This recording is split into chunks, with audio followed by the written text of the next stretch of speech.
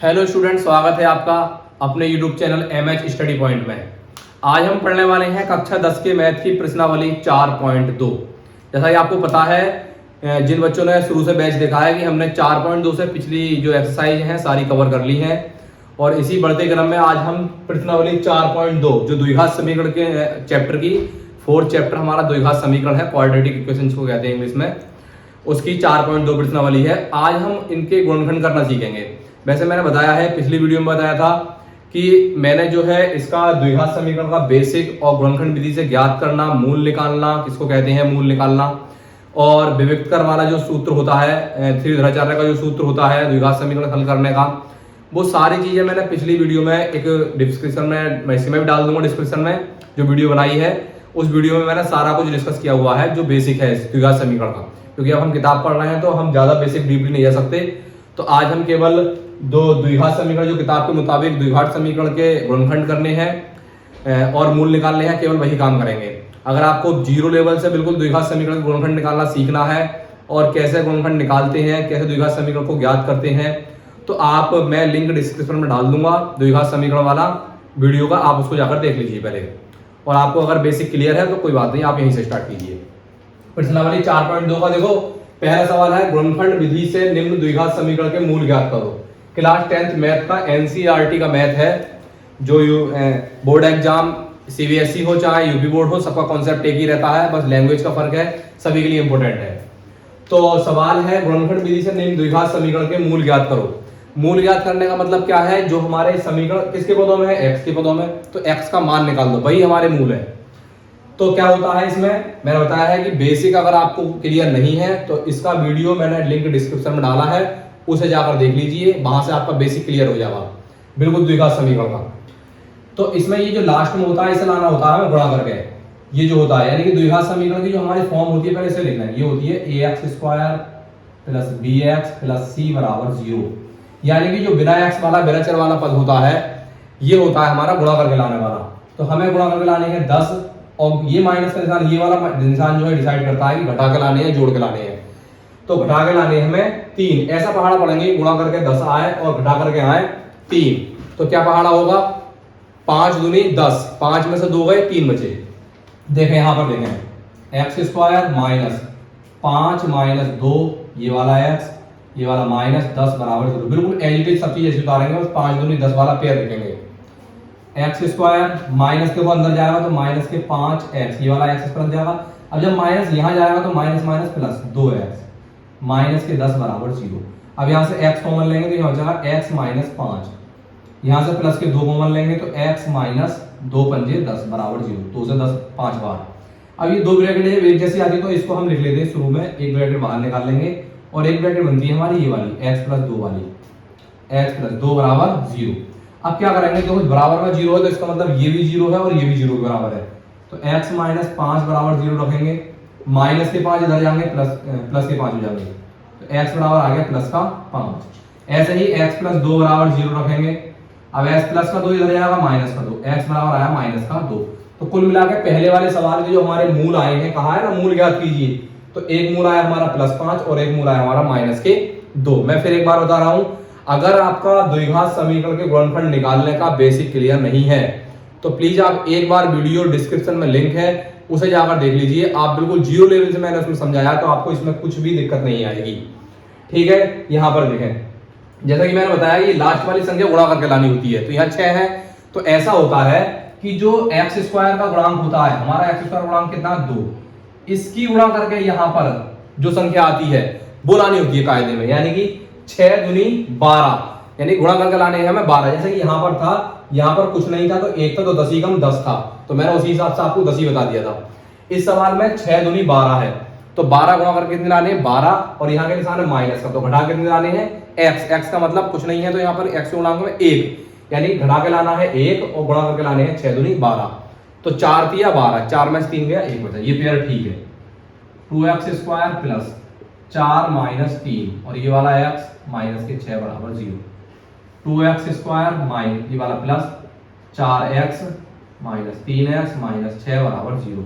यहां से देखो दोनों जगह से कॉमन लेंगे, 2x कॉमन ले लेंगे, यहां हो जाएगा x प्लस अब 2x कॉमन ले लेते, x तो बाहर चला गया, 2 दूनी 4, 2 बचे, माइनस के 3 कॉमन लेंगे, x माइनस माइनस प्लस 3 दूनी 6। ये दो ब्रैकेट एक जैसी तो हम लिख लेंगे यहाँ पर, जब दो ब्रैकेट एक जैसी होती है तो हमारा सवाल ठीक होता है। और एक ब्रैकेट 2x माइनस 3 और बराबर में 0। अब दोनों बराबर के 0 है तो यहाँ तक तो हो ही गुणनखंड इसके, लेकिन मूल निकलवाता है तो हम क्या करते हैं, इनको 0 के बराबर रखते हैं। x प्लस 2 बराबर 0, प्लस का 2 इधर आएगा, माइनस का 2 एक ही आएगा।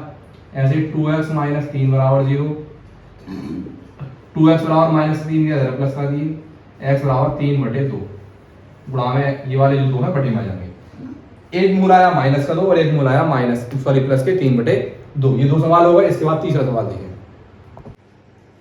अगला सवाल है तीसरा, under root 2x square plus 7x plus 5 root 2। देखो इसमें अंडर रूट है, कोई दिक्कत वाली बात नहीं है, बस जो मैंने बताया था कि इसकी और इसकी गुणा करेंगे। तो आप जानते हैं कि अंडर रूट की अंडर रूट वाली संख्या से गुणा करते हैं, तो अगर एक जैसे अंडर रूट है तो अंडर रूट हट जाएगा, तो गुणा करके कितना आना होगा, 5 दूनी, यानी अंडर रूट के अंडर रूट से गुणा होगी तो 2 आएगा, तो 5 दूनी 10, गुणा करके कितने आने 10 और जोड़ कितने लाने हैं 7, तो 5 दूनी 10, 5 और 2 7। देखें इधर अंडर रूट 2x स्क्वायर ऐसा ही प्लस 7 के लिए क्या लिखेंगे, 5 दूनी 10, 5 प्लस 2, ये वाला x प्लस 5 अंडर रूट 2 बराबर 0। ऐसे under root 2x square plus ये वाला x 5 पे लगेगा तो 5x प्लस ये वाला x 2 पे लगेगा तो 2x प्लस 5 अंडर रूट 2 बराबर 0। अब यहां से देखा कॉमन की बात आती है। अब अंडर रूट 2 वाली संख्या तो 2 का गुणांक तो 5 में होता ही नहीं है, तो कॉमन आ ही नहीं सकता, तो केवल x कॉमन लेंगे। x कॉमन ले तो ये बचा अंडर रूट 2x प्लस 5 यहाँ पर प्लस। अब देखो यहाँ पर इस 2 को क्या लिख सकते हैं हम, देखो ये 2 लिखे हुए हैं, अब इस 2 को लिख सकते हैं हम अंडर रूट 2 गुणा अंडर रूट 2, क्योंकि एक जैसे अंडर रूट की हम गुणा करते हैं तो अंडर रूट हट जाता है, वो संख्या बचती है। तो इस 2 का मतलब है कि अंडर रूट 2 गुणा अंडर रूट 2। अब हम इसमें से एक कॉमन ले लें, अगर अंडर रूट 2 कॉमन ले लें 2 में से, तो अंडर रूट 2 बचेगा और यहाँ पर अंडर रूट 2 है, तो यहाँ से अंडर रूट 2 कॉमन लेंगे हम, यहाँ बचेगा अंडर रूट 2x और प्लस में बचेंगे 5 और बराबर में 0। चलिए यहाँ तक क्लियर। अब देखो 2 ब्रैकेट है, इसका मतलब सवाल ठीक है, तो अंडर रूट 2x प्लस 5 एक बाहर निकाल लेंगे और ये बचेगी x प्लस अंडर रूट 2 और बराबर में 0। अब बराबर में 0 तो मूल गुणनखंड करने के लिए क्या था, तो हम यहीं छोड़ देते हैं, लेकिन मूल की बात चलती है, मूल याद करो तो हम 0 के बराबर रखते हैं। अंडर रूट 2x प्लस 5 बराबर 0, अंडर रूट 2x प्लस का 5 इधर जाएगा माइनस का 5, तो x का मान निकालेंगे माइनस का 5 और बटे में जाएंगे अंडर रूट 2, तो भाई x का मान आया आपका ये आंसर में। x ये है x प्लस अंडर रूट 2 बराबर 0, तो प्लस का अंडर रूट 2 इधर जाएगा माइनस का अंडर रूट 2, ये भी आंसर में हो गया आपका क्लियर, बिल्कुल क्लियर है। अगला सवाल यहाँ पे देखें, देखो इसके बटे में कहानी है। अब बटे में क्या है, बटे में प्लस माइनस की चीजें हैं, तो आप क्या करेंगे, इसमें लासा लेंगे आराम से। जैसे कि हम लासा लें अगर, तो यहाँ पर 8 है, इनके बटे में कुछ नहीं है तो 1 मान सकते हैं हम आसानी से। तो क्या करेंगे, 1 के बटे में जैसे लासा निकाल के हम भिन्न हल करते हैं वैसे ही करेंगे। 1 8 8, तो 8 दूनी 16 x स्क्वायर, सॉरी ये x स्क्वायर माइनस 1 8 8, तो 8 ही कम 8x प्लस 8 ही कम 8, तो 1 ही कम 8 बराबर 0। या आप ऐसा समझ लें कि 8 दूनी 16, 8 ही कम 8 और 8 1 ही कम 1 बराबर 8 का। अभी 8 बटे में है तो 8 बटे में चले जाएंगे 0 में, ये हो जाएगा 16x square minus 8x plus 1 बराबर ये चला जाएगा 0, क्योंकि बटे की चीज जाती है बराबर के गुणा में, तो 8 के गुणा में 0 जाएंगे तो 8 0 0। अब देखो गुणा करके कितने लाने हैं, x यहाँ पर 16 है, मैंने कहा था x स्क्वायर वाले गुणांक की और लास्ट वाले गुणा करते हैं तो 16 ही कम 16, इसका मतलब गुणा करके कितने लाने हैं 16, प्लस का निशान है तो जोड़ के कितने लाने हैं 8, तो 4 चौक 16, तो 4 चौक 16 का मतलब यही हो गया कि 4 और 4 8। इस वाले निशान से हमें जोड़ने घटाने का मतलब नहीं रहता है, बस इस वाले निशान से मतलब रहता है कि जोड़ के लाने हैं या घटा के लाने हैं। देखो 16x स्क्वायर माइनस 4 प्लस 4 और प्लस सॉरी x रह गया, ये वाला x प्लस 1 बराबर 0। देखो 16x square minus 4x plus minus minus 4x plus 1 बराबर, देखो 4x कॉमन लेंगे तो 4 चौक 16 है तो 4x बचा। देखो 4x कॉमन लिए तो 4 चौक और x स्क्वायर है, 1x कॉमन लिया तो 1x बचा माइनस 1 माइनस। देखो इन दोनों जगह से देखो यहाँ तो कुछ कॉमन नहीं है, आप देखो यहाँ 4 कॉमन ले तो यहाँ नहीं कटेगा, यहाँ x कॉमन ले तो यहाँ नहीं है, तो आप जहां कुछ कॉमन नहीं हो वहां से 1 कॉमन लेते हैं, तो माइनस का 1 कॉमन लिए तो माइनस के 4x प्लस के हो जाएंगे और एक जो प्लस का ये माइनस का हो जाएगा बराबर में 0। दो ब्रैकेट है एक जैसी, तो इसका मतलब सवाल ठीक, और दूसरा भी हमारा ब्रैकेट 4x माइनस 1 ही बचेगा। आप यहाँ देख रहे होगे कि दोनों ब्रैकेट एक जैसी बनी है, जिसका कारण अभी बताएंगे। अब देखो क्या करेंगे, 4x माइनस 1 बराबर 0। 4x माइनस का 1 इधर जाएगा प्लस का 1, x बराबर 4 जाने बटे में तो 1/4 ये हो गया x का मान। ऐसे 4x माइनस 1 बराबर 0, 4x माइनस का 1 इधर जाएगा प्लस का 1 तो x बराबर 1/4। अब देखें इसमें 1/4 1/4 दोनों मूल बराबर आए हैं हमारे, और यहाँ पर भी 4x माइनस 1 4x माइनस 1 दोनों ब्रैकेट एक जैसी बनी थी। इसका कारण ये है कि यहाँ पर हमने दोनों चीजें बराबर ली थी, 4 चौक 16, इसीलिए ये दोनों मूल बराबर आए हैं। ऐसी कंडीशन में कहते हैं मूल बराबर है वाली कंडीशन होती है ये, ठीक है। अगला सवाल देखें इसके बाद। अगला सवाल है 100x² माइनस 20x प्लस 1 बराबर 0। इसका मतलब यही है कि आप लास्ट वाले की और पहले वाले गुणा करें, 100 एकम 100 और जोड़ कर कितने डाले हमें 20। ऐसा पकड़ा पड़ेंगे कि गुणा करके तो 100 एकम 100 यानी कि 100 आने चाहिए और यहाँ प्लस करके आने चाहिए 20, तो 10 ढाई 100, 10 और 10 20, इस तरीके से हो सकता है। तो 100x², अब देखो 10 ढाई 100 कर रहे हैं हम, इसमें भी तो मूल बराबर आएंगे, 10 प्लस 10 ये वाला x माइनस का 1 बराबर 0 प्लस का 1 सॉरी। यहाँ पर 100x² माइनस के 10 ये वाला देखो x प्लस जाएगा प्लस माइनस माइनस फिर ये 10, ये वाला जो माइनस यहाँ होता है ये अंदर ब्रैकेट में गुणा करके उसको पदों को बदल देता है बस, प्लस का 1 बराबर 0। देखें यहाँ से यहाँ 10 कॉमन है और x² वहां है, x वहां है तो x भी कॉमन है, कॉमन लेंगे 10 ढाई 100 x माइनस पूरा 10x कॉमन गया 1 बचा, माइनस का 1 कॉमन लेंगे तो प्लस का 10x प्लस माइनस माइनस 1 बराबर 0। देखें अब दो ब्रैकेट एक जैसे तो इसका मतलब 10x माइनस 1 ब्रैकेट ये बनी और ये भी 10x माइनस 1 ब्रैकेट बनी। अब इनको 0 के बराबर रखना है हम, तो 10x माइनस 1 बराबर 0, 10x माइनस का 1 इधर यहाँ प्लस का 1 तो x बराबर 1/10 1 ब्रैकेट ये बनी। अब ये इसको 0 बराबर रखेंगे तो 10x माइनस 1 बराबर 0, 10x माइनस का 1 इधर यहाँ प्लस का 1 तो x बराबर 1/10। इस तरीके से देखो दोनों मूल बराबर आए हैं इसके, और दोनों मूल बराबर आने का मतलब क्या है, कारण क्या है इसका, कारण ये है कि हमने दोनों मूल यहाँ पर 10 लिए थे, इसीलिए दोनों मूल बराबर आए हैं। चलिए ये क्लियर हो गए। इसके बाद लैंग्वेज वाले सवाल है उन्हें देखें, ठीक है। देखो अगला सवाल है, ऐसी दो संख्याएं ज्ञात कीजिए जिनका योग 27 हो और गुणनफल 182 हो। यानी कि दो संख्याएं बतानी है जिन्हें जोड़ के तो 27 आना चाहिए, और अगर हम उन दोनों की गुणा कर दें आपस में तो फिर कितना आना चाहिए 182।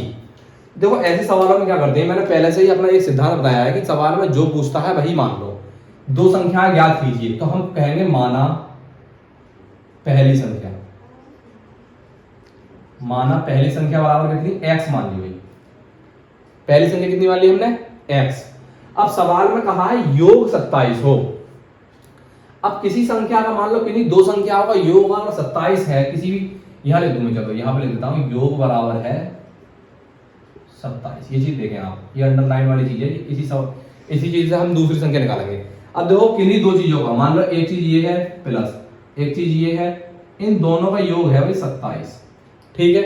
और हमने एक अपने पास से मान ली, यहाँ पर एक संख्या हमने अपने पास से मान ली है x मान ली है, तो फिर दूसरी संख्या क्या होगी, दूसरी संख्या होगी ये प्लस, यहाँ पर हमें ये निकालनी है तो ये प्लस का x इधर जाकर माइनस का हो जाएगा, तो इसका मतलब दूसरी संख्या क्या मिली 27 माइनस x। या आप दोबारा समझें कि अगर कोई व्यक्ति है, किसी के पास अगर दो नोट हैं, मान लो किसी के पास हमें टोटल पता है कि टोटल इसके पास 50 रुपए है, ठीक है, सॉरी 50 नहीं, एक तरीके से हमारे 30 रुपए हैं। तो 30 रुपए में अगर हम कहें कि दो नोटों का योग 30 रुपए है, दो नोटों का योग 30 रुपए है, और हमें एक नोट पता चल जाए कि एक नोट 10 का है, तो क्लियरली बता दो कि दूसरा नोट 20 का होगा। कैसे कि टोटल में से जो हमें पता चल गया उसे घटा दो। तो ऐसा ही हमारा जो टोटल योग है वो 27 है, एक हमें संख्या पता चल गई है x, तो इसीलिए दूसरी संख्या जो निकालेंगे हम, दूसरी संख्या तो हम टोटल में से x घटा देंगे, यानी कि टोटल जो संख्या का योग था 27 था, उसमें से हमने ये वाली जो मान ली वो घटा दी। तो पहली संख्या क्या हो गई ये और दूसरी ये, और दोनों का गुणनफल कितना कहा है ये देखें, ये था गुणनफल है 182, गुणनफल बराबर है 182। देखो पहली संख्या x, दूसरी है 27 माइनस x, और गुणनफल दोनों कितना हो गया 182। देखो पहली संख्या गुणा दूसरी से कर दी, गुणा करें 27 की x से करेंगे हो जाएगा 27x, x की x से करेंगे माइनस x² बराबर 182। देखो माइनस का x² इधर जाएगा प्लस का x² हो जाएगा, 27x प्लस के इधर जाएंगे माइनस के 27x हो गए, और 182 अपनी जगह पर है तो 182 हम लिख लेंगे बराबर 0। क्या किया हमने कि हम कहते हैं कि बड़ी पावर जिस पे है, यानी कि पावर देखो यहाँ पर एक्स स्क्वायर तो पावर इस पे है, तो जो पावर वाला अंक होता है, शब्द होता है या पद समझ लें आप, उसको हम प्लस का रखते हैं, इसलिए हम एक्स स्क्वायर वाला पद इधर ले गए। कहने को इधर ले गए, लिखा हुआ इधर की तरफ ही, आप ऐसा समझे कि इधर नहीं लिखा है, आप ये समझे कि इसको इधर ले गए तो 27x को भी इधर ले गए, माइनस का हो गया, ये हो गया माइनस का, लेकिन 182 की तरफ ले गए, 182 वहीं है तो ये प्लस के रहे और बराबर रहेगा 0, इस तरीके से समझे। अब गुणा करके लाने हैं कितने, 182, और यहाँ प्लस का निशान है, जोड़ के कितने लाने हैं, 27। तो ऐसे ही गुणा होती है 14 गुणा 13। अगर आप 13 की गुणा 14 से करेंगे तो 182 आएगा, और 13 और 14 जोड़ेंगे तो कितना आएगा, 27। देखें आप, x square plus, sorry minus है यहाँ पर, माइनस 14 प्लस 13 एक्स प्लस 182 बराबर 0। एक्स स्क्वायर माइनस, देखो माइनस के अंदर गुणा होगी तो 14x plus minus minus 13x plus 182 बराबर 0। देखो यहाँ से x कॉमन लेंगे, x माइनस 14 माइनस के 13 कॉमन लेंगे, x माइनस 13 से भाग करेंगे, 13 कम 13, 13 चौका 52 बराबर 0। तो दो ब्रैकेट है जैसे, तो इसका मतलब x माइनस 14 की एक ब्रैकेट बनी और एक ब्रैकेट बनी x माइनस 13। 0 के बराबर रखेंगे, मूल निकालने के लिए, बराबर में 0 है तो x माइनस 14 बराबर 0, तो x बराबर माइनस के 14 इधर प्लस के 14। ऐसी x माइनस 13 बराबर 0, तो x बराबर माइनस का 13 इधर प्लस का 13, यानी कि एक संख्या 14 थी और एक संख्या 13 थी। आप दोनों को जोड़ेंगे तो 27 आएगा और गुणा करेंगे तो 182 आएगा। इस तरीके से इस सवाल का हल हो गया। अगला सवाल, अगला सवाल है, दो क्रमागत धनात्मक पूर्णांक ज्ञात कीजिए जिनके वर्गों का योग 365 हो। देखो सवाल बहुत इजी है, ऐसा सवाल आता भी है वर्गों के योग वाला, आया हुआ है कई बार, मोस्ट सवाल है आपका ये। ऐसा समझे, दो क्रमागत धनात्मक पूर्णांक, धनात्मक का मतलब तो आप समझते हो पॉजिटिव, यानी कि प्लस वाले लेने हैं, ठीक है। लेकिन क्रमागत वाला शब्द समझे आप, इस क्रमागत को, क्रमागत का मतलब होता है लगातार होना। मैं कहूं एक संख्या 5 है, उसकी क्रमागत संख्या बताइए आपको, तो 5 के बाद 6, 6 के बाद 7, 7 के बाद 8, अगर लगातार हम चलते रहते हैं तो उन्हें क्रमागत कहते हैं, ठीक है। तो क्रमागत में अगर हम एक संख्या माने, क्या कहा है, दो क्रमागत धनात्मक पूर्णांक ज्ञात कीजिए, तो हम पहला मान लेते हैं, माना, बताया था जो पूछा वही मानेंगे, माना धनात्मक पूर्णांक, धनात्मक पूर्णांक x मान लिया। अब एक x मान लिया, तो मैंने बताया था कि क्रमागत का मतलब होता है लगातार होना, अगला उससे अगला उससे अगला। तो एक क्रमागत पूर्णांक अगर x है हमारा, मतलब एक धनात्मक पूर्णांक x है, तो उससे अगला क्या होगा फिर, क्योंकि क्रमागत कहा है ना, क्रमागत का मतलब है उससे अगला, तो उससे अगला क्या होगा फिर, उससे अगला होगा हमारा, यानी कि जैसे मैं कहूँ 5 के बाद 6 होता है क्रमागत, क्रमागत 6 के बाद 7 होता है, 7 के बाद 8 होता है। तो आप देख रहे हो कहीं ना कहीं हर एक में एक एक जुड़ता जा रहा है। तो इसका मतलब ये है कि अगला जो क्रमागत होगा, यानी कि अगला क्रमागत, क्रमागत पूर्णांक, अगला जो क्रमागत पूर्णांक होगा वो हमारी x प्लस 1, क्या होगा हमारा x प्लस 1, यानी कि आप देख रहे हो हर एक में एक एक जुड़ता जाता है क्रमागत के लिए, तो वैसे ही हमारा x प्लस 1। अब यहाँ पर मैं एक क्वेश्चन थोड़ा घुमा दूं कि ऐसे बेसिक नॉलेज के लिए बता दूं, और आता भी है, इंपॉर्टेंट बात है कि सवाल आता है दो क्रमागत धनात्मक समपूर्णांक ज्ञात कीजिए। क्या कहता है, समपूर्णांक, या सम की जगह विषम कह देगा, विषम पूर्णांक। तो आप ध्यान रखना कि आप धनात्मक पूर्णांक अगर मानते हैं एक x, तो सम अगर विषम की बात आए तो वहां सम क्या होता है, देखो सम अगर दो सम है तो 4 है, 2 के बाद 4 सम है, फिर क्रमागत इसका 6 है, फिर 8 है, यानी कि सम में क्या होता है हर एक में दो दो जुड़ते जाते हैं, तब हमारा सम निकल के आता है। आ रही बात समझ में, यानी कि सम और विषम जो आते हैं 2 के अंतराल से आते हैं, क्रमागत भी, क्योंकि मान लो 2 के बाद अगर मैं 3 लिखूं तो ये विषम आ गया, तो सम की कंडीशन में नहीं है। तो जब भी सम या विषम की कंडीशन आए तो आप अगर पहला सम x मानते हो तो दूसरा मानना पड़ेगा आपको x प्लस 2, या पहला विषम x मानते हो तो दूसरा विषम मानना पड़ेगा x प्लस 2, तो भी x प्लस 2, क्योंकि आप पहला विषम मान चुके हो ना x, तो फिर दूसरा विषम आपको x प्लस 2 मानना पड़ेगा उस कंडीशन में। क्रमागत कभी आप x क्रमागत समझो तो क्रमागत में एक ही जोड़ दो, तो ये केवल बेस मतलब वैसे क्रमागत है, नॉर्मल क्रमागत है तो x प्लस 1 ही करेंगे। ये क्वेश्चन इस तरीके क्वेश्चन आता है, ठीक है। यहाँ के बाद इसकी बात है वर्गों का योग, अब वर्ग की बात आती है तो वर्ग करो, तो वर्ग करेंगे भाई, यहाँ देखो वर्गों का योग, चलो वर्गों का योग कितना है, वर्गों का योग है 365, तो वर्ग करेंगे, पहले का वर्ग ये हो गया लो, प्लस योग की बात करिए तो प्लस दूसरे का वर्ग x प्लस 1, योग दोनों का वर्गों का योग हो गया कितना 365, x स्क्वायर प्लस ये a प्लस b का होल स्क्वायर हो गया तो आप देखेंगे A square plus B square plus 2ab 2ab, A की जगह कितना x और बी की जगह कितना 1 बराबर 365। देखो एक्स स्क्वायर ऐसे ही प्लस ये वाला एक्स स्क्वायर ऐड ही कर दो, एक्स स्क्वायर हो जाएगा 2x स्क्वायर प्लस एक का वर्ग एक ही होता है, दो की एक्स का बड़ा करेंगे 2x और 2 ही कम 2 बराबर 365। देखो प्लस का एक इधर जाएगा माइनस का हो जाएगा, ये हो जाएगा 2x स्क्वायर प्लस 2x, ये काम करें प्लस का 1 नहीं लिख के माइनस के 365 इधर ले आओ, प्लस के 365 इधर आकर माइनस हो जाएगा, बाद में लाने हैं। क्यों ला रहे हैं हम? क्योंकि भाई बड़ी पावर वाली संख्या इधर है, एक तरफ करो सबको 2x स्क्वायर प्लस 2x 365 में से एक दिया माइनस के 364 बचे वो बराबर में 0। अब आप यहाँ देखें 2x स्क्वायर यहाँ है, 2 यहाँ है, 2 यहाँ है और 2 से ये भी कटेगा। जब हर पद में कुछ ना कुछ कॉमन हो तो हम वहां से कॉमन निकाल कर सवाल को छोटा कर सकते हैं। तो आप यहाँ से 2 कॉमन ले लें, यही ले लेते हैं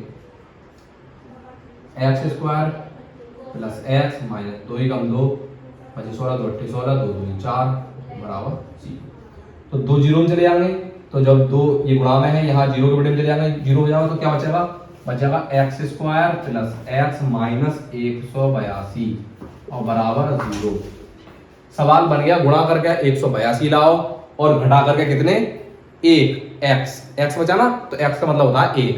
तो ये पिछले सवाल में जैसा कि हमने किया था कि 13 गुणा 14, 13 की और 14 की गुणा कर दें तो 182 आता है, और 13 में से 14 पहले जोड़े थे, इस वाले में 13 में से अगर 14 गए मतलब 14 में से 13 गए तो हमारा क्या बचा 1 बचा, तो ये वाला पेयर ठीक है।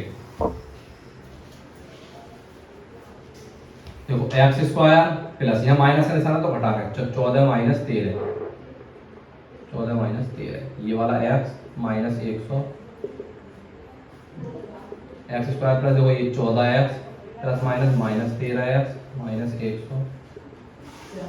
देखो x कॉमन लेंगे तो यहाँ हो जाएगा x प्लस 14 माइनस के 13 कॉमन लेंगे तो यहाँ हो जाएगा x प्लस माइनस देखो माइनस कॉमन लिया यहाँ माइनस का प्लस हो जाएगा 13 हम 13 चौका बराबर 0। देखो दो ब्रैकेट एक जैसी है तो x प्लस 14 एक ब्रैकेट ये बन गया और x माइनस 13 एक ब्रैकेट ये बन गया, तो दोनों बराबर में 0 चल रहा है तो 0 के बराबर रखेंगे x प्लस 14 बराबर 0, x बराबर प्लस का 14 जाएगा माइनस का 14, ये x माइनस 13 बराबर 0 माइनस का 13 जाएगा प्लस का 13 भाई।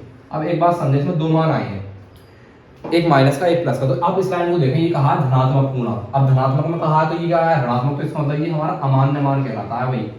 सवाल की कंडीशन को देख के हम देखते हैं कि x के क्या मान निकल के आए हैं, वरना हमें अमान्य भी कहना पड़ जाता है। आप देख रहे हो यहाँ पर धनात्मक पूर्णांक की बात हुई है और पूर्णांक निकल के आया ये माइनस का, तो फिर ये हमारा अमान्य मान है, ये वाला ठीक है। तो इसका मतलब धनात्मक पूर्णांक यानी कि एक संख्या कितनी थी हमारी, पहली x थी और दूसरी क्या थी x प्लस 1, यानी कि ये तो हो गई पहली संख्या क्या था उसको, और दूसरी संख्या क्या थी, दूसरी थी x प्लस 1, तो 13 प्लस 1 यानी कि दूसरी संख्या वो 14, ये माइनस 14 तो ये वाली नहीं है, ठीक है। ये आंसर हो गया। इसके बाद अगला सवाल देखिए। सवाल है अगला, एक समकोण त्रिभुज की ऊंचाई इसके आधार से 7 सेंटीमीटर कम है, यदि कर्ण 13 सेंटीमीटर का हो तो अन्य दो भुजाएं ज्ञात कीजिए भाई। सवाल है थोड़ा त्रिभुज में कहा है तो आप त्रिभुज के रूप से करेंगे, समकोण त्रिभुज कहा है। समकोण त्रिभुज को जानना है पहले क्या होता है। देखिए समकोण त्रिभुज वो होता है जिसमें एक एंगल यानी कि एक कोण 90 डिग्री का हो। जिस त्रिभुज में एक कोण 90 डिग्री का होता है उसे समकोण त्रिभुज कहते हैं। यहां तक समकोण त्रिभुज की बात हो गई। अब समकोण त्रिभुज में एक समकोण त्रिभुज जो फेमस है वो एक चीज से फेमस है, वो है पाइथागोरस प्रमेय। आपने पढ़ा होगा पाइथागोरस प्रमेय के बारे में, नहीं पढ़ा है तो आज देख लेंगे थोड़ा सा। पाइथागोरस प्रमेय, जहां भी कहीं समकोण त्रिभुज की बात आए तुरंत आपके दिमाग में पाइथागोरस प्रमेय टच होनी चाहिए, क्योंकि समकोण त्रिभुज का ज्यादातर रिलेशन जो होता है पाइथागोरस प्रमेय के रिलेशन से ही सवाल होता है अगर समकोण त्रिभुज है तो। अब समकोण त्रिभुज में मैंने बताया कि अगर समकोण त्रिभुज है तो एक कोण होगा 90 डिग्री का, और 90 डिग्री का आप जानते हो कोण होता है खड़ा कोण, बिल्कुल इस तरीके से जो खड़ा होता है वो 90 डिग्री का होता है। तो यहाँ होता है ये, इसे कहते हैं 90 डिग्री का, चौगुटे निशान से प्रदर्शित करते हैं इसको। मैं इस पर ऐसे ही अंकित कर देता हूं, ए बी सी आप कुछ भी लिख सकते हैं। तो देखो एक समकोण त्रिभुज की ऊंचाई इसके आधार से 7 सेंटीमीटर कम है। ऊंचाई जो है, ये जो ऊंचाई है वैसे इसको लंब कहते हैं, लंब को ऊंचाई भी कहते हैं, और ये आधार होता है और ये होता है कर्ण। सबसे बड़ी भुजा जो होती है हमारी कर्ण होती है, ऐसा कर्ण कहते हैं सबसे बड़ी भुजा को। अब ऊंचाई आधार से 7 सेंटीमीटर कम है, कर्ण दे रखा 13 सेंटीमीटर, तो कर्ण तो मैं लिख ही देता हूं यहाँ पे 13, ठीक है। तो कर्ण कह दिया है 13 सेंटीमीटर का हो, तो कर्ण तो मैंने लिख दिया, बड़ी भुजा कर्ण होती है, ये या लंब होता है या आधार होता है। लंब और आधार आपस में चेंज हो सकते हैं, लेकिन बड़ी भुजा हमेशा कर्ण जो हमारा चेंज नहीं होता है, ठीक है। यहां तक। इसके बाद है ऊंचाई इसके आधार से 7 सेंटीमीटर कम है, तो अन्य भुजा ज्ञात कीजिए। जो तो मैंने सिद्धांत बताया है अपना कि जो पूछा है वही मानो। दो भुजा पूछिए तो माना पहली भुजा मानेंगे, माना पहली भुजा का मतलब है क्या क्या पूछी, ऊंचाई और आधार, है ना, क्योंकि कर्ण तो दे रखा है, पूछा क्या है ऊंचाई और आधार, तो हम क्या मानेंगे, माना आधार मान लेते हैं। क्यों आधार क्या मानना है, क्योंकि आधार से ही तो 7 सेंटीमीटर कम है ऊंचाई, तो ऊंचाई के बाद में कम कर लेंगे। माना आधार, माना आधार बराबर x सेंटीमीटर, तो आधार x सेंटीमीटर है तो ऊंचाई, आधार अगर x सेंटीमीटर है, आधार अगर x सेंटीमीटर हो गया तो ऊंचाई क्या कहा है, ऊंचाई इसके आधार से 7 सेंटीमीटर कम है। आधार x है तो 7 सेंटीमीटर कम है, तो ये x माइनस 7 सेंटीमीटर हो गई। यहां तक क्लियर है, यानी कि आधार हमने x माना तो ऊंचाई 7 सेंटीमीटर कम है, तो ऊंचाई हो गई x माइनस 7। तो हम लिख देंगे यहाँ पर देखो आधार x लिख दिया और ऊंचाई x माइनस 7। अब मैंने बताया था कि समकोण त्रिभुज है तो पाइथागोरस प्रमेय में टच होनी चाहिए। तो पाइथागोरस प्रमेय क्या होती है, पाइथागोरस प्रमेय होती है कर्ण का स्क्वायर, यानी कर्ण का जो वर्ग होता है, हमारे कर्ण का जो वर्ग होता है वो छोटी भुजा प्लस बड़ी, छोटी भुजा का वर्ग प्लस बड़ी भुजा का वर्ग भी कह देते हैं, या लंब का वर्ग प्लस आधार का वर्ग भी कह देते हैं। अब यहाँ पे कहा है ऊंचाई का वर्ग, ऊंचाई दी है तो हम लिख देंगे ऊंचाई का वर्ग प्लस आधार का वर्ग, ये बात कही है तो इसी लफ्जों में कह देंगे हम। पहली भुजा का वर्ग प्लस दूसरी भुजा का वर्ग भी कह देते हैं किसी के लिए, लेकिन कर्ण यही रखना है, ये चेंज कर देते हैं आगे पीछे। चलिए कर्ण, कर्ण क्या है हमारा 13, ए बी, तो 13 का वर्ग लिख देंगे यहाँ पे। ऊंचाई क्या हमारी x माइनस 7, तो x माइनस 7 का वर्ग लिखेंगे। आधार क्या है x, तो इसको x का वर्ग लिखेंगे। देखो 13 का वर्ग कितना होगा, 13 तेरह 169। a माइनस बी का होल स्क्वायर का फॉर्मूला है, ये तो पता है आपको, तो a square plus B square minus 2ab plus ये वाला x का वर्ग x square, x square plus 7 49 minus 7 दूनी 14x प्लस फिर x स्क्वायर है। देखो x स्क्वायर और x स्क्वायर कितना हो जाएगा, यही 2x स्क्वायर माइनस के 14x प्लस के 49 ये वाले, जो 14x मैंने पहले लिख लिए। अब प्लस के 169 जब इधर जाएंगे तो माइनस के 169 हो जाएंगे भी, और बराबर में रह जाएगा फिर 0। देखो 0 बराबर में यहाँ बचे, ये इधर बचे, बराबर में 0 किधर भी लिख सकते हैं। अब x 2x स्क्वायर, देखो माइनस 14x, अब 169 में से 49 गए तो माइनस के 120 बचे भी, और बराबर में 0 बचा। देखो मैंने यहाँ पर 14x पहले लिखे थे, 49 यहाँ लिख लिए थे, और प्लस के 169 इधर जाकर माइनस हो गया, और x स्क्वायर हो गया 2x स्क्वायर। हम इस फॉर्म में लिखेंगे, पहले x स्क्वायर वाला फिर x वाला फिर बिना x वाला, तो हमने x स्क्वायर वाला फिर x वाला फिर बिना x वाला कर लिया। इसको देखो यहाँ लिखें, मैं इसको यहाँ कर लेता हूँ एक बार, 2x स्क्वायर माइनस 14x और माइनस 120 बराबर 0। देखो मैंने बताया था अगर कोई चीज कॉमन आती है पहले उसको देखते हैं, दो यहाँ भी है, यहाँ भी कटेगा, यहाँ भी कटेगा, दो कॉमन लेंगे तो यहाँ हो जाएगा x square minus 7x minus 7 दूनी 120 बराबर 0।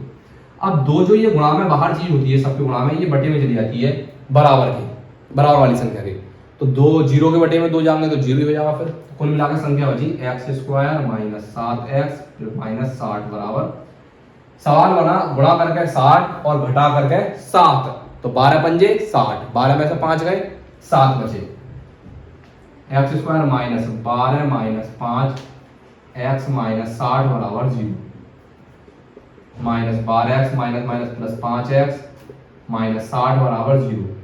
देखो x कॉमन लेंगे, x माइनस 12 प्लस के 5 कॉमन लेंगे, यहाँ से x माइनस 12 पंजे 60 बराबर 0। देखो दो ब्रैकेट एक जैसे, तो x माइनस 12 ये ब्रैकेट एक बार लिख लेंगे, और एक ब्रैकेट ये वाला x प्लस 5 वाला। देखो x माइनस 12 बराबर 0, माइनस का 12 इधर जाएगा प्लस का 12, भाई x बराबर कितना है 12। अब x प्लस 5 बराबर 0, x बराबर प्लस का 5 इधर जाएगा माइनस का 5। अब मैंने बताया था कि सवाल के अनुसार हम मान मानते हैं।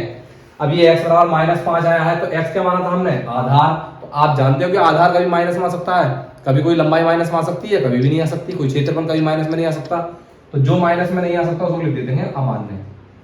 अब ये वाला मान्य माना तो इसका मतलब x बराबर क्या माना था हमने, आधार। तो आधार आया था हमारा x, x बराबर कितना आया हमारा 12, तो आधार कितना हो गया 12। और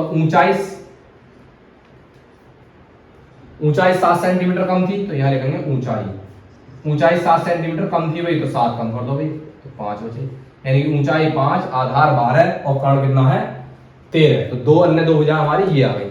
ठीक है, आई होप कि आपको समझ में आ रहा होगा।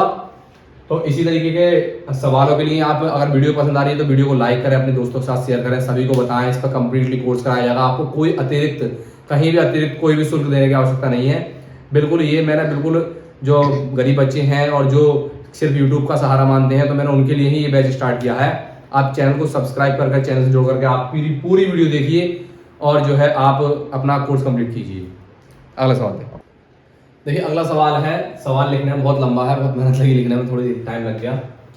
एक कुटीर उद्योग एक दिन में कुछ बर्तनों का निर्माण करता है। एक विशेष दिन यह देखा गया कि प्रत्येक नल की निर्माण लागत उस दिन के निर्माण किए गए बर्तनों की संख्या के 2 गुने से 3 अधिक थी। ये जो लाइन है यहां से कि प्रत्येक नल की निर्माण लागत उस दिन के निर्माण किए बर्तनों की संख्या के 2 गुने से 3 अधिक थी। बस ये लाइन बहुत मोस्ट है इसकी, इस लाइन से सवाल हल होगा। यदि उस दिन कुल निर्माण लागत 90 रुपए थी, कितनी थी 90 रुपए, तो निर्मित बर्तनों की संख्या और प्रत्येक नल की लागत ज्ञात कीजिए। सवाल में देखो कोई डिफिकल्ट नहीं है, ये सवाल ऐसे सवाल कभी कभी अक्सर पूछ लेता है बोर्ड एग्जाम में, सीबीएसई हो या फिर यूपी बोर्ड एग्जाम हो।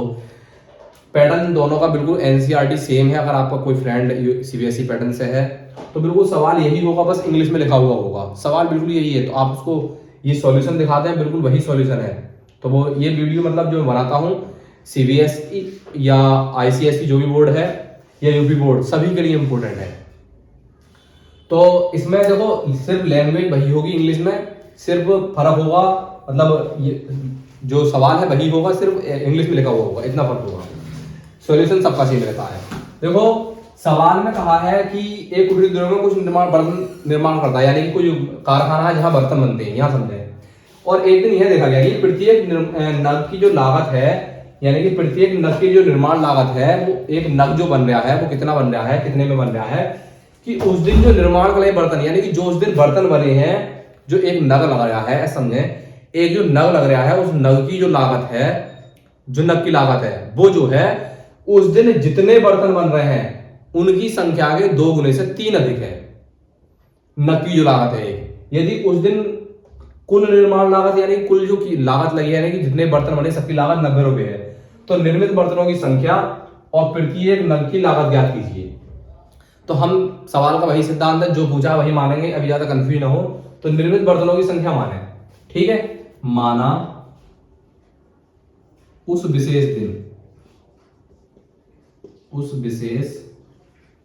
दिन निर्मित बर्तनों की संख्या,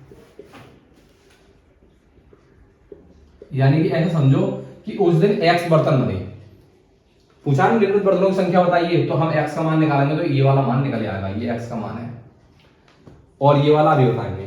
तो यानी कि उस दिन कितने बर्तन बने x, ठीक है। और क्या पूछा है, नग की लागत। अब नग की लागत क्या है, जो नग की लागत है वो है उस दिन, यानी कि ये वाले ये x जो बर्तन बने हैं, बर्तनों की संख्या जो x संख्या है उसके 2 गुने से 3 अधिक थी। यानी जो नग की जो लागत है, यानी कि नग की लागत, नग की जो पूछी है हमारे सवाल में, नग की जो लागत है वो निर्माण किए गए बर्तनों की, यानी कि इसकी 2 गुने से 3 अधिक है, तो 2x + 3 होगा या नहीं होगा। अरे न बर्तनों की संख्या x हो गई, तो नग की लागत ये कहा ना, ये लाइन मोस्ट है, प्रत्येक नग की लागत उस दिन निर्माण किए बर्तनों की संख्या के 2 गुने से 3 अधिक है, 2 गुने से 3 अधिक कर दी नग की लागत जो बर्तन निर्माण हुए थे। यहां तक सवाल हो गया। अब सवाल में कहा है कि उस दिन जो कुल लागत आई 90 रुपए थी, लागत कितनी थी 90 रुपए, तो भाई एक बर्तन की लागत इतने रुपए है और बर्तन कितने बने हैं इतने, तो कुल लागत के लिए इसकी गुणा होगी ना होगी। ऐसा समझो, मैं सब ऐसे मानने के लिए कह दूं कि मान लो एक बर्तन की लागत है 9 रुपए और उस दिन बर्तन बने हैं 5, तो 9 × 5 = 45 हो गई ना टोटल लागत इनकी। तो वैसे ही ये कुल लागत दे रखी है 90 रुपए, तो 90 रुपए के लिए हम क्या करेंगे, यानी कि बर्तनों की संख्या बनी कितने बर्तन में x, और एक बर्तन बनाने में कितना खर्चा आया 2x + 3, ये खर्चा आया। कुल खर्चा कितना दे रखा है 90 रुपए। ये हो इसकी इक्वेशन। सबसे मेन बात है कि इनकी समीकरण समस्याओं की समीकरण बनाना सबसे जो मेन चीज है वही है। तो सवाल में है कि जो निर्माण लागत है यानी कि बर्तन बन रहे हैं x, और एक बर्तन की लागत, नग की लागत कौन सा है, एक बर्तन की लागत जो उसमें लग रहा है उनकी ये लागत है, और इतने बन रहा है तो दोनों गुणा करके बराबर 90। x की 2 से गुणा करेंगे 2x² प्लस 3 की x से करेंगे 3x बराबर 90, प्लस के 90 इधर आएंगे भाई माइनस के 90 हो जाएंगे बराबर 0। अब देखो 9 दूनी 18 यानी कि गुणा करके कितनी लानी है 180, माइनस का निशान इसलिए घटाकर लानी है कितनी 3। दोबारा सुने, 9 दूनी 18 गुणा करके 180 और माइनस का निशान है इसलिए घटाकर लाने हैं 3। ऐसा पहाड़ा पड़ा है, गुणा करके तो 3 आए और घटा करके आए कितने, गुणा करके तो 90 सॉरी 180 आए, थोड़ा कंफ्यूजन हो गई। ऐसा पहाड़ा पड़ा है कि गुणा करके तो 180 आए और घटा करके आए 3। देखो ऐसा पहाड़ा पर देखो कभी कोई ऐसा होता है कुछ पहाड़े पढ़ने में दिक्कत हो जाती है, तो ऐसी चीज के लिए हम क्या करते हैं, ऐसी कंडीशंस के लिए हम गुणनखंड कर लेते हैं आसानी से। 180 गुणनखंड करेंगे हम, 2 9 18 90, 2 से 45। आप सोचते हो कि पता नहीं एकदम पहाड़ा पढ़ देते कहाँ से आता है ये, तो ये ऐसे आता है, आप इनके आसानी से गुणनखंड करके भी निकाल सकते हैं। 5 देखो गुणा करके 90 गुणा करके 180, देखो 2 दूनी 4 दिए 12 ये 36 36 पंजे 180, गुणा करके 180 हो रहे हैं ये। अब घटा के देखो क्या कौन सा पेयर लेना चाहिए, 2 दूनी 4, 4 दिया 12 और 5 दिया 15, तो 15 और 12 का पेयर ठीक है, यानी 15 की और 12 गुणा करेंगे 180 और 15 में से 12 है 3 बचे, तो वही पेयर ठीक है। 2x² प्लस 15 माइनस 12, हमेशा बड़ी संख्या पहले लिखेंगे, जोड़ते हुए भी घटाते हुए भी, माइनस 90 बराबर 0। 2x² प्लस 15 प्लस के x इधर x हो जाएगा माइनस ये वाले 12x और माइनस के 90 बराबर 0। देखो यहाँ से 2 कॉमन लेने से क्योंकि 15 नहीं घटाएंगे इसलिए x कॉमन ले लो केवल, यहाँ बचेगा 2x प्लस ये वाला 15 माइनस के यहाँ से देखो 12 कॉमन ले तो 90 को काट नहीं सकता इसलिए 6 कॉमन लेंगे, तो 6 दूनी 12 माइनस से 6 लिए थे माइनस माइनस प्लस हो जाएगा, और माइनस माइनस यहाँ भी प्लस, और 15 से 90। आप मैंने इस हिसाब से 6 एकदम ले ली क्योंकि 6 दूनी 12, यहाँ 2 बचते हैं और यहाँ भी 2 है, तो ये 2 ब्रैकेट एक जैसे हो गए, गुणनखंड हटाएंगे एक बार। अब ये हट गए तो एक ब्रैकेट बन गया आपका 2x प्लस 15 का, और एक ब्रैकेट बन गया आपका x माइनस 6 का, x माइनस 6 का बराबर 0। दोनों की 0 बराबर रखेंगे यानी कि 2x प्लस 15 बराबर 0, 2x बराबर प्लस के 15 जाएंगे माइनस के 15, x बराबर माइनस के 15/2, एक ही आया। ये x माइनस 6 बराबर 0 है, माइनस का 6 इधर जाएगा प्लस का 6। अब आप यहाँ पे भी 2 मान आए हुए निकल के, तो क्या पूछेंगे, हम ये देखते हैं हमने x क्या माना था, हमने x माना था निर्मित बर्तनों की संख्या, तो ये बर्तनों की संख्या क्या कभी माइनस में हो सकती है, भाई कोई संख्या माइनस में हो नहीं सकती। मैं कहूँ 10 बर्तन बने, तो 10 बर्तन बने तो भी 10 बर्तन माइनस में थोड़ी ना बन जाएंगे, बनेंगे तो प्लस में ही, तो माइनस वाला मान ये देख करके अमान्य हो जाएगा, तो इसको छोड़ देंगे। अमान्य का मतलब है इसको मान्य नहीं, छोड़ देंगे। तो बर्तनों की संख्या कितनी हुई, x बराबर कितना आया 6, तो इसका मतलब बर्तनों की जो संख्या है, बर्तनों की संख्या उस दिन कितने बने भाई 6 बर्तन बने। और नग की लागत क्या मानी थी हमने, एक नग की 2 गुने से, यानी कि 2 गुने से 3 अधिक x की जगह 6 रख दो यहाँ पे, 2 गुणा 6 प्लस 3, 2 6 12 3 15, ये आपका आंसर है। यानी कि नग की जो लागत थी वो 15 रुपए थी और बर्तनों की संख्या कितनी थी 6, तभी तो 15 6 90 रुपए की लागत आई थी उस दिन। ठीक है, आई होप वीडियो समझ पसंद आया होगा आपको। अगर वीडियो अच्छा लगा हो तो वीडियो को लाइक करें और अपने चैनल MH हिस्ट्री पॉइंट को सब्सक्राइब करें, दोस्तों के साथ शेयर करें, और SSC UP police UPP exam के कंपटीशन लेवल के एग्जाम की जो मैथ की तैयारी के लिए भी चैनल को सब्सक्राइब करें। मैं समय समय पर इस पर वीडियो डालता रहता हूँ क्योंकि अब मैथ का बैच चल रहा है हाई स्कूल का, तो इसी में थोड़ा ज़्यादा चल रहा है, इसी के बीच बीच में कंपटीशन लेवल के मैथ की वीडियो डालूंगा। तो वीडियो को पसंद आए तो वीडियो को लाइक करें, सब्सक्राइब करें और अपने दोस्तों के साथ शेयर करें। थैंक यू, जय।